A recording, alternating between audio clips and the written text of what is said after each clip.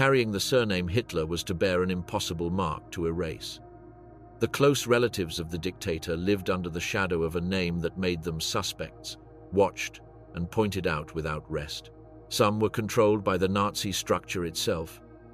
Others, after the German defeat, faced public trials and absolute rejection.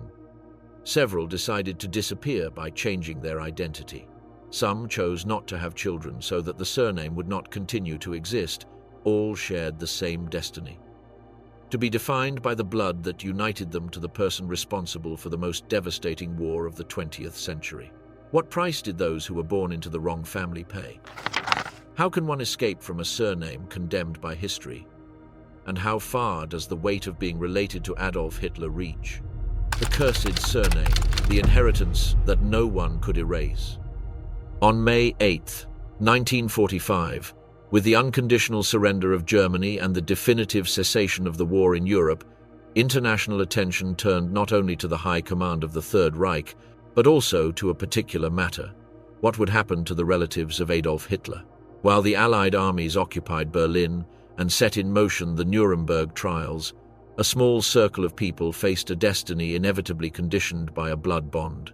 They carried a surname that, from that day, ceased to be a simple family identifier to become a symbol of universal condemnation.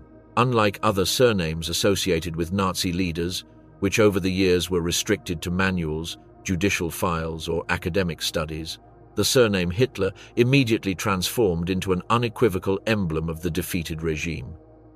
The uncommon character of the name, its unmistakable sound, and, above all, the absolute centrality of Adolf Hitler in the structure of National Socialist power prevented any possibility of distinction between individual and lineage. From the end of the war, bearing that surname was equivalent to carrying an impossible symbolic responsibility to neutralize. The comparison with other cases is revealing. Names like Goering, Himmler, Goebbels, or Bormann were identified by public opinion in judicial processes and in post-war documentation, but their descendants had greater opportunities to remake their lives, change residence, or integrate into new communities. Although they had to face suspicions and mistrust, they never experienced the automatic condemnation that accompanied the surname Hitler. In this case, the identification was direct, without nuances or mitigating factors. In Germany, surveillance over the relatives was especially strict. The occupation policy sought to eradicate any vestige of legitimacy of the previous regime and guarantee that no residual cult around the dictator would emerge.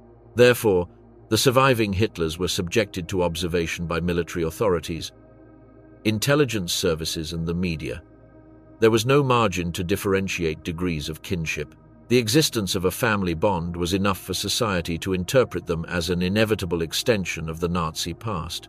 The pressure crossed German borders. In Austria, Adolf Hitler's birthplace, the search for family traces intensified with equal rigor.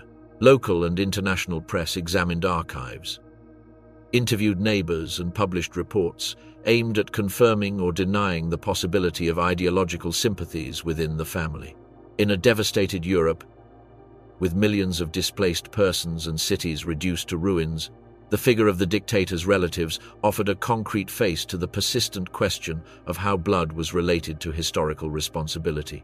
The surname was enough to generate headlines. Each mention was accompanied by questions about continuity, complicity, or simple knowledge of what had occurred. Most of the relatives chose a strategy of distancing. In interviews and statements, they insisted that they had never participated in politics nor been informed of the regime's decisions.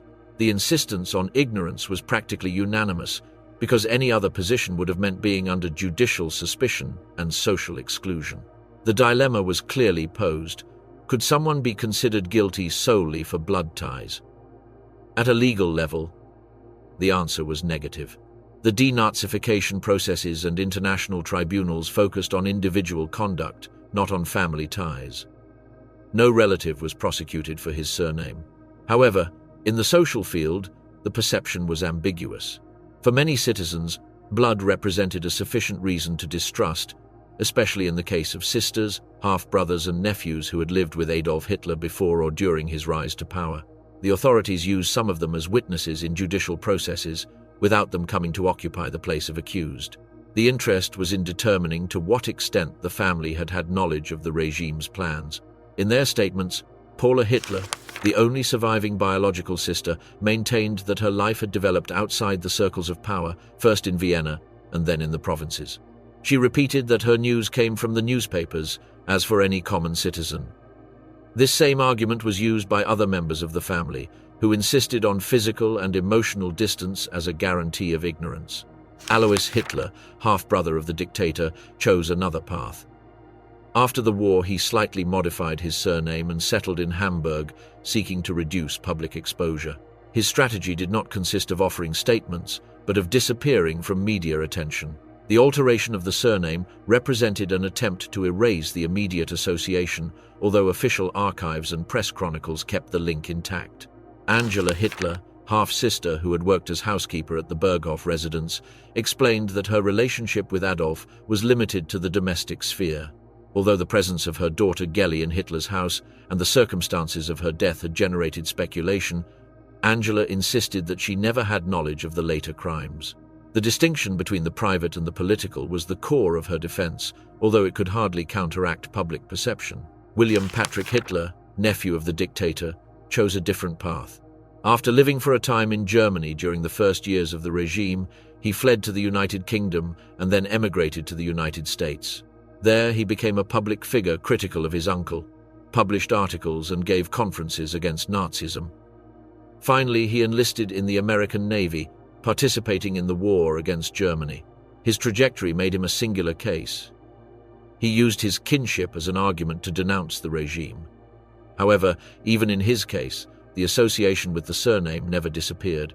For the press, he remained, above all, Hitler's nephew, a title that accompanied him for life. In all these cases, the surname functioned as a constant reminder beyond individual conduct. Attempts at anonymity, name changes, or silence did not eliminate media attention or social scrutiny. Each trace of a relative was treated as news, and each appearance revived the dilemma of inherited guilt. The rarity of the surname made it impossible to dilute it among the population. While other names could be confused with common variants, Hitler remained unmistakable and without margin for anonymity. The question was inserted in a broader debate within post-war German society: the weight of collective responsibility toward the Nazi past. In that framework, the Hitler family represented an extreme case. If the nation should recognize its role in the rise and consolidation of the regime, what corresponded to those who shared the surname of the dictator himself? There was no uniform answer. Some defended the innocence of the relatives, while others considered that the surname was sufficient to establish an irremediable connection. Family strategies varied between silence, denial, geographical distancing, or public exposure. However, all shared a certainty. They could never escape from a surname that had ceased to be a simple name, converted into an absolute symbol. It was projected onto each descendant as a reminder of the impossibility of separation between individual and lineage. The fate of the Hitlers in the post-war period showed that history was not only written on battlefields or in international tribunals, but also in the daily life of those who carried a marked surname. What was to be defined in the following years was to what extent that burden would be maintained in later generations and how it would influence the collective memory of Germany and the world. Marked blood, the family trapped in the shadow of the Führer. The history of the Hitler family goes back to the rural heart of the Austro-Hungarian Empire in the 19th century. Understanding those origins allows us to observe how a surname that was born without relevance acquired over time an unavoidable symbolic burden in contemporary history. In the village of Strones in Lower Austria, Maria Anna Schicklgruber, paternal grandmother of Adolf Hitler, was born in 1795. Her life developed in a peasant environment of scarce resources, marked by Catholic tradition, community morality, and the rigidity of a social order that conditioned any possibility of ascent. In that context, the birth of a child out of wedlock meant a lasting stigma. At 42 years old, Maria Anna gave birth to an illegitimate child whom she called Alois. The parish register recorded the maternal surname and left blank the paternal identity. The absence of a recognized father made Alois the object of speculation for generations, from the hypothesis of a local peasant to that of an itinerant merchant. These versions lacked solid proof, but fed the controversy about the family's origins.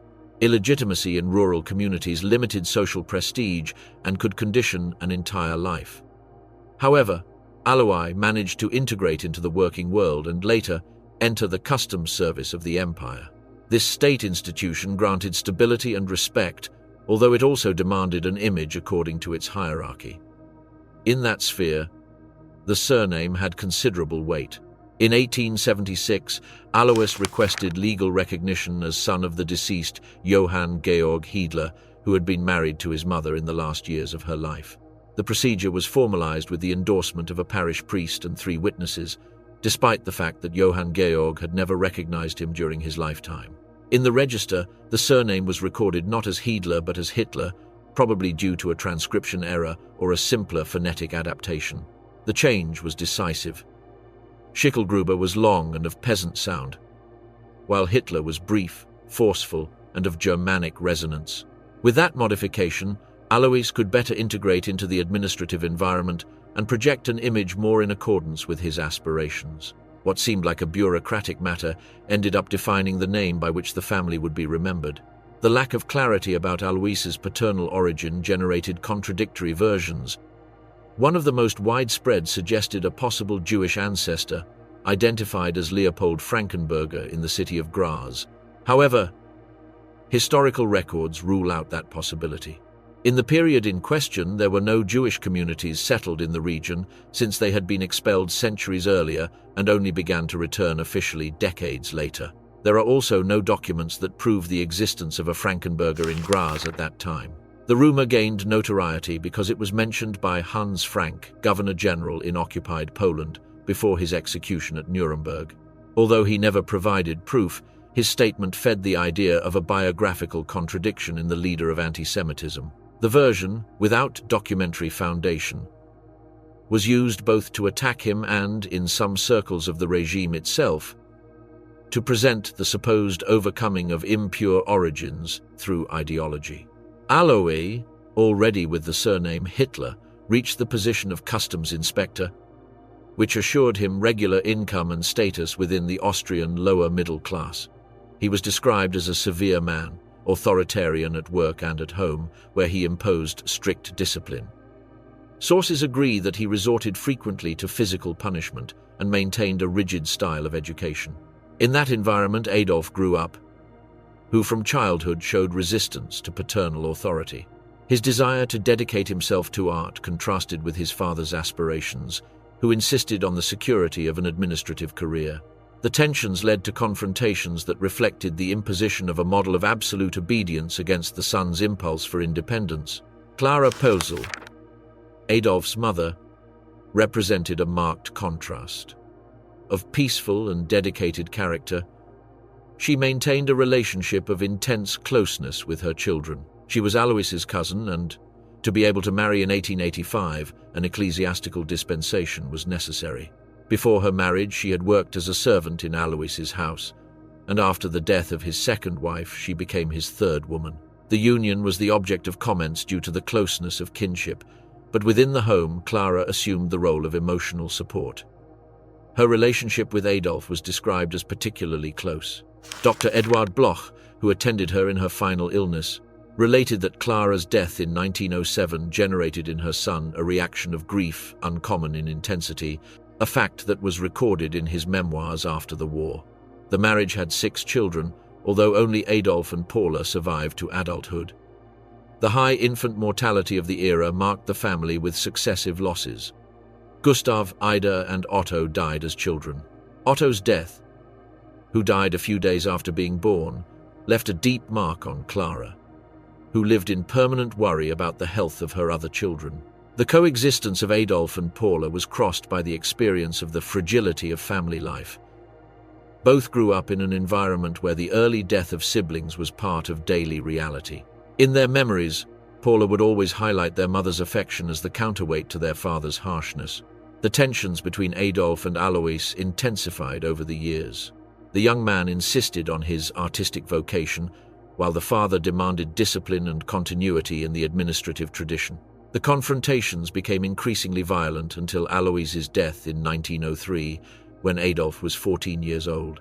With this, a cycle of conflicts was closed, but another marked by economic uncertainty and the need to find a personal direction was opened. In that framework, Clara's figure became the emotional center of the family. Her death 4 years later left Adolf in a vulnerable situation, without the emotional support that had accompanied him in his childhood. That double absence, that of the father due to early death, and that of the mother due to illness, marked the beginning of a transition period in which the young man's decisions would have decisive consequences in his future. The renegade brother, Alois, and the flight from the impossible lineage. The immediate family of Adolf Hitler was not composed solely of his parents and his younger sister Paula. Due to Alois Hitler's previous marriages, there were half-brothers who were part of his environment in a more or less close way, although never in a deep emotional sense.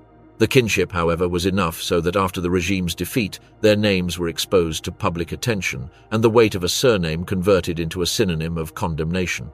Paula Hitler was born in the 1890s and was the only biological sister who reached adulthood. Her relationship with Adolf was marked by the age difference. When she was still a child, he was already in Vienna trying to make his way in the artistic world. During her brother's political ascent, Paula remained in the background, working in administrative jobs in Vienna and Munich, without occupying functions within the party apparatus. She received, however, a regular subsidy that allowed her certain stability. At Adolf's request, she publicly adopted the surname Wolf, one of the Nazi leader's preferred pseudonyms. The purpose was to protect her from direct exposure and prevent her identity from appearing linked immediately to political life. After the regime's collapse, she was detained by American forces. She denied in interrogations any knowledge of extermination policies and was released without charges. Subsequently, she led a modest life in Austria and Germany, working in minor trades and living with scarce resources. She only granted one interview in the post-war period, at the end of the 1950s, where she reiterated her ignorance of her brother's political decisions. She died at the beginning of the 1960s in Berchtesgaden, under the name Paula Wolf, in a burial without public relevance. Angela Hitler, older half-sister, was born in 1883, daughter of Alois and Franziska Matzelsberger. Widowed since the beginning of the 20th century, she raised 3 children in difficult circumstances.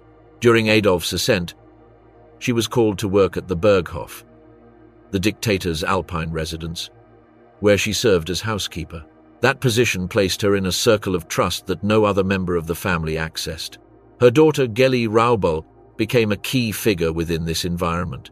She lived in Adolf's apartment in Munich at the end of the 1920s and died in 1931 under circumstances officially catalogued as suicide.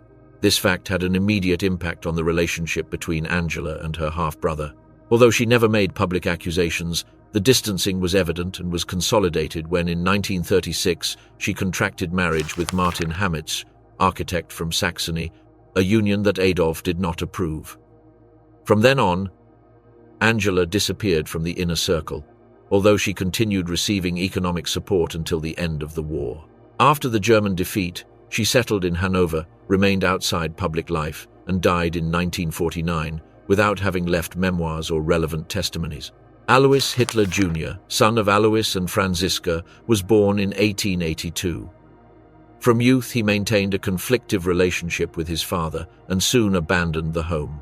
He worked as a waiter in different European cities and in Dublin contracted marriage with Bridget Dowling, with whom he had a son, William Patrick.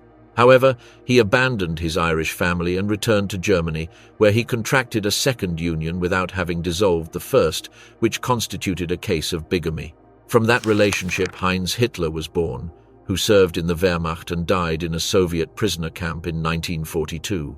During the years of his half-brother's political ascent, Alois Jr. opened a restaurant in Berlin that sought to attract clientele linked to the Nazi Party. Although he never occupied an official position, he tried to benefit from the notoriety of the surname. Adolf, however, avoided mentioning him in public and did not grant him political responsibilities. After the German defeat, Alois adopted the surname Hitler with the objective of disappearing from public attention and resided in Hamburg until his death in the middle of the 1950s. The cases of Paula, Angela, and Alois Jr. show divergent trajectories but crossed by the same symbolic burden. Paula chose anonymity, Angela integrated for a time into the domestic sphere of the Berghof, and Alois tried to take advantage of the situation. After the war, all faced the same social scrutiny. There was no difference between proximity or distance regarding the dictator. The surname placed them in a place of constant suspicion. Survival strategies varied between silence, alteration of the name, or retirement from public life. None was totally effective. The surname Hitler was too singular to be diluted and too charged with meaning to be neutralized. With the death of these brothers and half-brothers in the decade following the war, the generation that had lived directly with Adolf disappeared. However, the inheritance was projected onto their descendants, who continued facing the difficulty of living with a name that had ceased to belong to a family to become a historical symbol of universal scope. The rebel nephew, William Patrick, against the dictator. Within the Hitler family, William Patrick was the most controversial and visible figure. His life constitutes an exceptional case, since he was the only direct relative who publicly rejected the dictator and came to fight on the enemy side during World War II. His trajectory was marked by initial opportunism, confrontation with his uncle, and definitive distancing, to the point of seeking to extinguish the surname in later generations. He was born in March 1911 in Liverpool, England, son of Alois Hitler Jr. and Bridget Dowling, a young Irish woman from a Catholic family. The marriage was unstable from the beginning. A few years after the birth, Alois abandoned his wife and son, returned to Germany, and contracted marriage again without dissolving the previous one. In an act of bigamy, William grew up solely under his mother's care, in a British urban environment, away from the Austrian and German branch of the family. At that time, Adolf Hitler was still unknown outside his native country, and the surname had no special connotation. Paternal absence marked William's childhood. Bridget related that her son was ambitious and conscious of his surname, although without contact with his relatives. During his youth, the name Hitler was not yet a burden nor a privilege. This changed at the beginning of the 1930s, when Adolf reached notoriety as leader of the National Socialist Party. The surname then became an unexpected key of access to opportunities. In 1933, William traveled to Germany for the first time. According to different sources, he was invited by his uncle.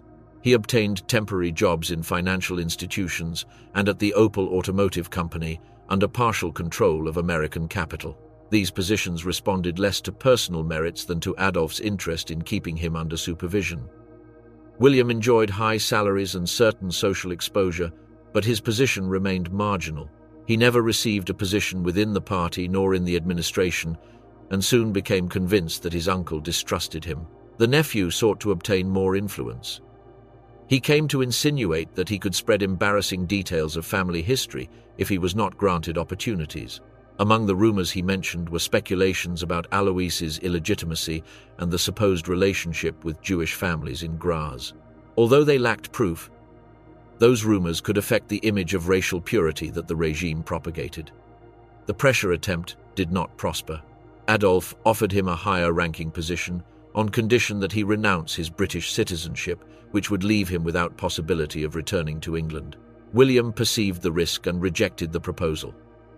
In 1938, he abandoned Germany and returned to London, where he initiated a definitive break. Back in the United Kingdom, he undertook a public campaign against Nazism. He wrote articles and granted interviews in which he described his uncle's authoritarian character and warned about the threat that his regime represented. One of his best-known texts was titled "Why I Hate My Uncle," published in Look magazine in the United States. He also offered conferences in different countries, where he combined real observations with sensationalist elements, taking advantage of the media interest that his kinship generated. In 1939, he emigrated with his mother to the United States. There, he continued with the conferences. Although distrust toward him persisted, some considered him opportunistic, others looked at him as a possible spy. In 1944, after insisting on his disposition to fight against Nazism, he requested from President Franklin D. Roosevelt entry into the armed forces.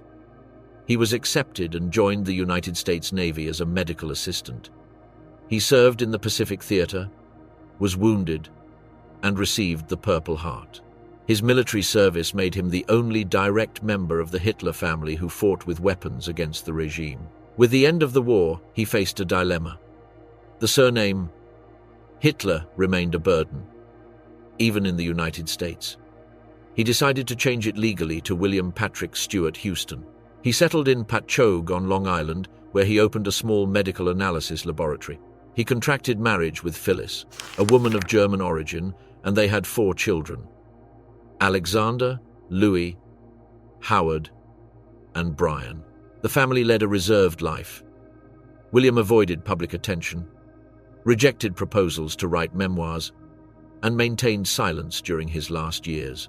He died in 1987 after decades of deliberate anonymity. His children preserved the surname Stewart Houston and grew up in strict retirement from media life. In later investigations, journalists pointed out that they had made a tacit pact none would have descendants, with the objective of extinguishing the family line. Although they never confirmed it publicly, the truth is that none had children. Howard died in an accident in 1989, while Alexander, Louis, and Brian continue living on Long Island without relevant public appearances. The story of William Patrick Hitler shows the paradox of a relative who broke with the regime, denounced his uncle, and fought on the Allied side, but who could never free himself from the weight of the surname. Neither his public opposition nor his military service was enough to reverse the stigma. In his descendants, the surname was extinguished as a conscious decision, closing in silence the most visible branch of the Hitlers in the West. The prisoner niece, Geli Raubal, under absolute control. Geli Raubal was the female figure closest to Adolf Hitler during the 1920s, before the definitive presence of Eva Braun. Born in Linz in 1908, she was the daughter of Angela Hitler, half-sister of the future dictator, which made her his direct niece. Her life was marked by economic dependence, coexistence with her uncle, and a relationship whose nature remains discussed in the historiographical sphere. After the failure of the Munich Putsch and his passage through prison, Adolf initiated in 1925 a new political stage. Installed in an apartment on Prinzregentenplatz in Munich, he organized the resurgence of the National Socialist Party. In that context, Geli moved to live with him. The public argument was practical.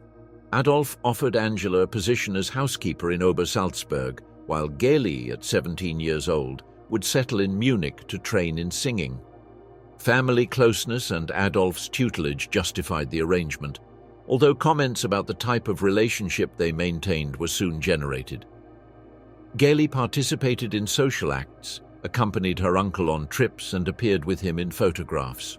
Her presence contrasted with Adolf's public image as a celibate man dedicated exclusively to politics. Within the Nazi environment, the coexistence did not go unnoticed. Contemporary testimonies agree in pointing out that Adolf exercised strict control over his niece's life. He regulated her friendships, limited her outings, and reviewed her personal relationships. When Geli showed interest in establishing sentimental bonds, the conflicts became visible.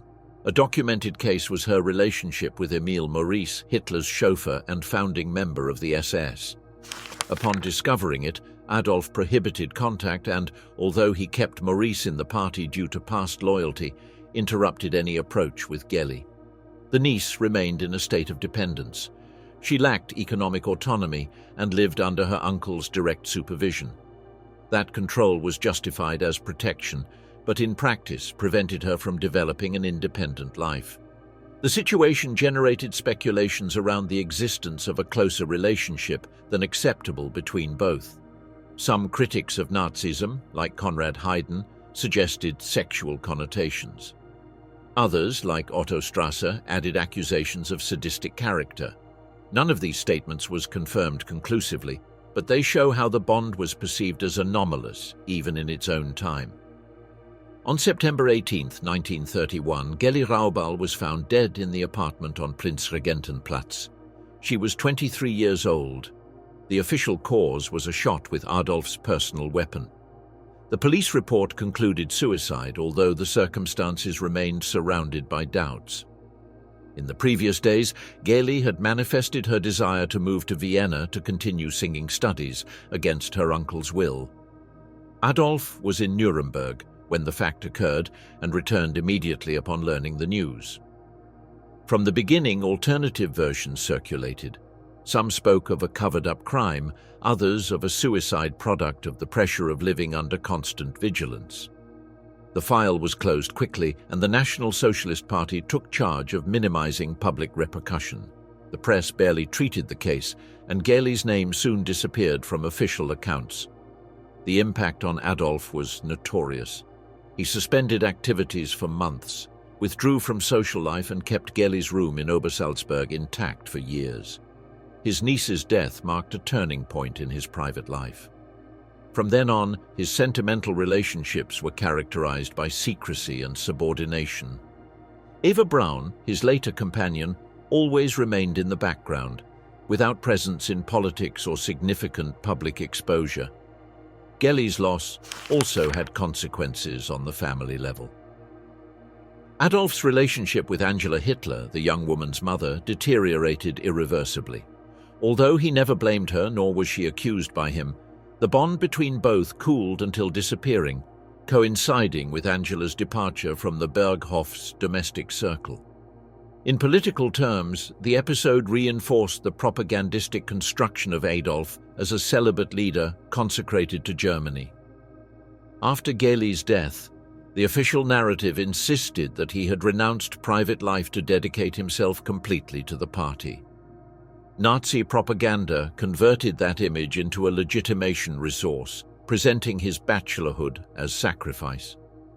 Decades later, historians continued reviewing police documents and indirect testimonies without managing to establish different conclusions from the initial verdict.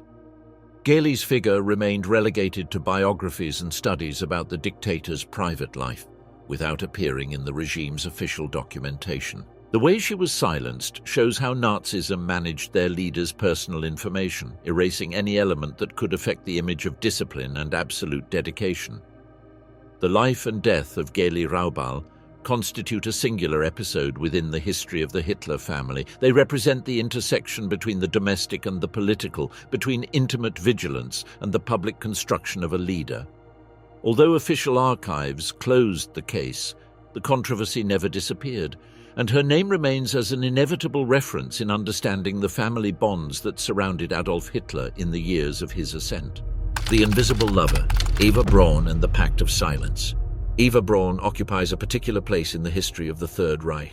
Unlike Gailey Raubal, whose relationship with Adolf Hitler ended abruptly in 1931, she remained with him for more than a decade, from the years of political consolidation until the last days in the Berlin bunker. Her life developed in public invisibility, under a relationship marked by subordination and by loyalty maintained until the end. She was born in Munich in 1912, daughter of a teacher and a mother dedicated to the home. She received Catholic education and basic training in commerce. At 17 years old, she began working as an assistant in the photographic studio of Heinrich Hoffmann, official photographer of the National Socialist Party. There she met Adolf Hitler in 1929 during a casual visit to the studio. He was 40 years old, she barely 17. Later encounters intensified gradually, and over time Eva entered the future dictator's inner circle. The relationship was characterized from the beginning by inequality. Hitler maintained his public image as a celibate leader, dedicated solely to politics, and avoided any mention of his companion in official acts or in the press. Eva did not appear in diplomatic ceremonies nor in public meetings. Her role was limited to the private sphere, known only by close associates and collaborators. The lack of recognition generated tensions. In 1932, Eva attempted to take her life with a shot, from which she recovered quickly. In 1935, she repeated the gesture with an overdose of sleeping pills. Both episodes reflected her frustration facing the invisibility imposed by Hitler. His response was to guarantee her company and material stability without modifying the concealment dynamic. Despite this, Eva accepted remaining in the relationship. The Berghof, Hitler's Alpine residence in Obersalzberg, became her daily space. There she led a life surrounded by comforts, with hobbies centered on photography, domestic cinema, and private meetings with wives of leaders and service members. Many of the private images of the inner circle come from her cameras, which makes her an involuntary source of documentation about Hitler's private life. The isolation was, however, evident. Eva did not participate in political decisions nor had access to strategic discussions. Her activities remained limited to leisure, while propaganda reinforced Hitler's image as a man without private life. The separation between the domestic and the political was strict and permanent. During the war, her role did not change. She spent long seasons at the Berghof, with occasional visits to Berlin. She never sought protagonism nor occupied a place in the regime's machinery. After the failed attempt of July 20, 1944, Hitler's distrust toward his collaborators was accentuated, but Eva was not questioned. In private correspondence with friends, she expressed her decision to remain by his side, even in the most difficult circumstances. In January 1945, she traveled to Berlin and settled in the Chancellery bunker, where she remained until the end. There she maintained domestic routines, tried to preserve an appearance of normality, and accompanied Hitler in his last months of confinement. On April 29th, they contracted civil marriage in an intimate ceremony with Joseph Goebbels and Martin Bormann as witnesses. The next day, April 30th, both committed suicide. Eva ingested cyanide, while Hitler combined the poison with a shot. Their bodies were incinerated in the Chancellery garden by order of the dictator himself. Eva's final gesture was coherent with the role she had played throughout her adult life. Remaining in the background, without public visibility, and with absolute loyalty to Hitler. Unlike other women of the regime like Magda Goebbels, she was never attributed political functions nor responsibilities in the Third Reich's administration. Her historical relevance is limited to the fact of having been the dictator's intimate companion in the decisive years. In the Nuremberg trials, she was barely mentioned. For decades, her figure remained relegated to marginal notes in Hitler's biographies. Only with the opening of archives and the publication of private diaries and photographs was it possible to reconstruct her daily life at the Berghof and in the bunker. These documents show a woman subordinated to the dictator's environment, without political ambitions and conscious of the invisibility that accompanied her role. Eva Braun's life reflects how Hitler's private circle was organized under the principle of silence and renunciation of all public projection. She accepted that destiny and carried it to its ultimate consequences, sealing with her death the culmination of a relationship that remained deliberately hidden from German society. The denied heirs, children who chose not to be born. The surname Hitler, arising from a registral modification in the 19th century, had continuity for barely 2 generations.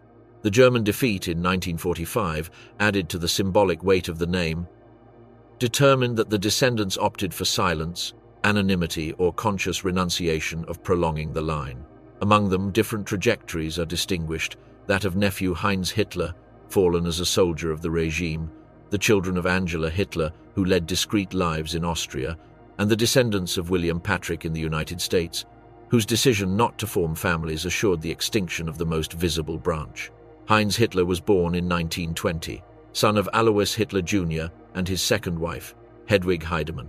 Unlike his half-brother William Patrick, raised in England, Heinz grew up in Germany and firmly adopted the regime's ideology. After training in military institutions, he entered the Wehrmacht and reached the rank of artillery lieutenant. In 1942, he was captured on the Eastern Front by the Red Army and transferred to a prisoner camp. The Soviets interrogated him intensively, conscious of his kinship with Adolf Hitler. He refused to collaborate and died in captivity that same year, probably under mistreatment. His death went unnoticed in Germany, where the regime avoided spreading it for fear of enemy propaganda.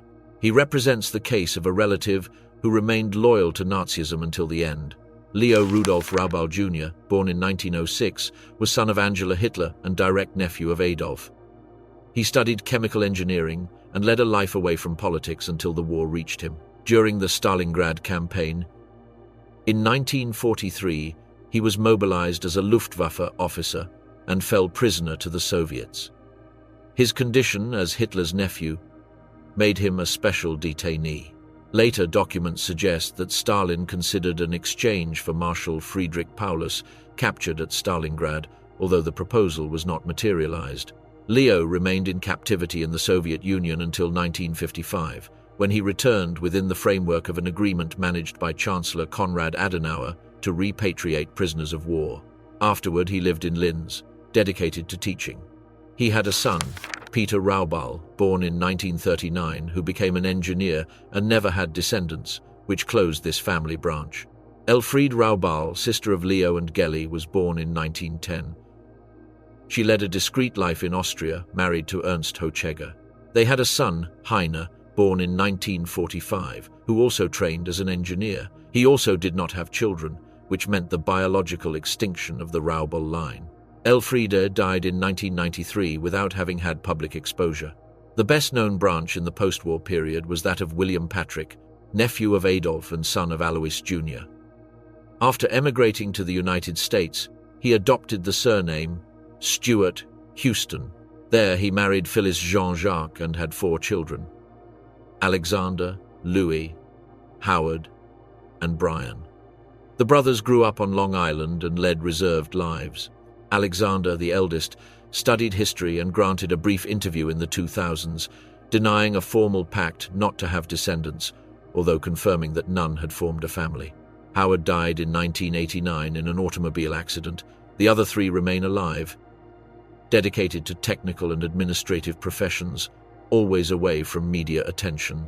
The rumor of an agreement to extinguish the line circulated since the 1970s, spread by German journalists from indirect testimonies. It was never confirmed, but the absence of descendants made that decision a practical fact. In the Stuart Houston generation, the possibility of biological continuity of the surname ended. The common pattern among all descendants was voluntary disappearance from public space. While some children of Nazi leaders granted interviews, participated in debates, or published memoirs, Hitler's relatives chose silence. The singularity of the surname, impossible to separate from the dictator's figure, made any attempt at normalization unviable. Between Heinz's death in 1942 and Elfriede Raubal's death in 1993, the gradual disappearance of family branches in Europe was consummated. With the Stuart Houston generation in the United States, the process reached its practical end. There are no known descendants who carry the surname Hitler, nor who claim it publicly. The extinction of the lineage was consequence of private choices: changing name, living in anonymity, or renouncing descendants. The extinguished lineage, the surname that was erased from the world. The Hitler family, originated in a registral change in 1876, came to its end less than a century after the fall of the Third Reich. The surname was extinguished not by military intervention nor by judicial dispositions, but as a result of private decisions that sought to erase any recognizable continuity. It is a singular case in the history of families linked to political power, a lineage that dissolved voluntarily, driven by the impossibility of bearing a symbolic inheritance without precedence. While descendants of other Nazi leaders continued their lives under the same surnames or participated in public debates, Adolf Hitler's family chose silence and withdrawal. Paula, his only biological sister, remained in anonymity until her death in 1960. Angela, his half-sister, withdrew after the war and died in 1949 without leaving written testimonies. Alois Jr. modified his surname and died in Hamburg in 1956. None of them sought protagonism nor left memoirs. The following generation also did not prolong the line visibly. Heinz Hitler died as an artillery lieutenant in the Wehrmacht in 1942, after being captured by the Red Army. Leo Raubal Jr. survived Soviet captivity and returned to Austria in 1955, but his son Peter did not have descendants. Elfriede Raubal, who died in 1993, also did not transmit the surname. In the United States, William Patrick Hitler adopted the name Stuart Houston and formed a family on Long Island. His 4 children lived in discretion and opted not to have descendants, which sealed the biological extinction of that branch. With them, the possibility of direct continuity of the lineage was closed. The sum of these trajectories shows a uniform pattern. The deliberate disappearance of the surname and of the blood associated with it. This outcome contrasts directly with the ideological foundations of Nazism. The regime exalted blood purity, the transmission of a Germanic lineage, and the projection of descendants as a principle of state. Hitler promoted inheritance laws, regulated marriages, and a cult of biological continuity. However, his own family dissolved in silence, avoiding prolonging a surname charged with stigma. The paradox is clear. While the dictator tried to impose on the world the need to perpetuate the race, his surname disappeared. The ideology of biological inheritance faced a practical fact. The descendants considered it impossible to live under that name. The exaltation of continuity ended up transforming into a voluntary extinction. The symbolic weight explains this decision. The surname Hitler became a sign universally associated with war and genocide. No relative managed to separate himself from that automatic association. Paula, Angela, and Alois faced suspicions and marginalization. William, Patrick, even after having fought in the American Navy against Nazism, had to change identity. His children assumed the surname Stuart Houston, but chose not to transmit it. The stigma operated at all levels: social, cultural, and personal. No descendant was prosecuted for war crimes, but all were trapped in collective memory. Guilt by blood, non-existent in juridical terms, functioned as an inescapable social condemnation. Silence was the common strategy, not writing memoirs, not granting interviews, not intervening in public debate. The contrast with descendants of other Nazi leaders is evident. While some children of Goering or Himmler accepted participating in discussions about historical memory, Hitler's relatives disappeared. The singularity of the surname made any attempt at normalization impossible. The surname survives solely as a historical symbol. It no longer exists in living descendants nor in recognized collateral branches. Its presence is limited to archives, records, and studies. In the collective imagination, it ceased to be linked to concrete persons to become synonymous with dictatorship and destruction. The decision to extinguish the line reinforces that character. The surname Hitler could not have continuity outside of history. The final paradox lies in that, upon the family's disappearance, the surname was completely depersonalized. It passed from designating a family group to becoming an absolute concept, detached from any biological inheritance. That transit from the private to the symbolic distinguishes this case from other political lineages. The last known bearer of the surname died at the beginning of the 21st century, and there are no records of new generations that have claimed it. What remains is a name converted into historical warning, already separated from all family bond.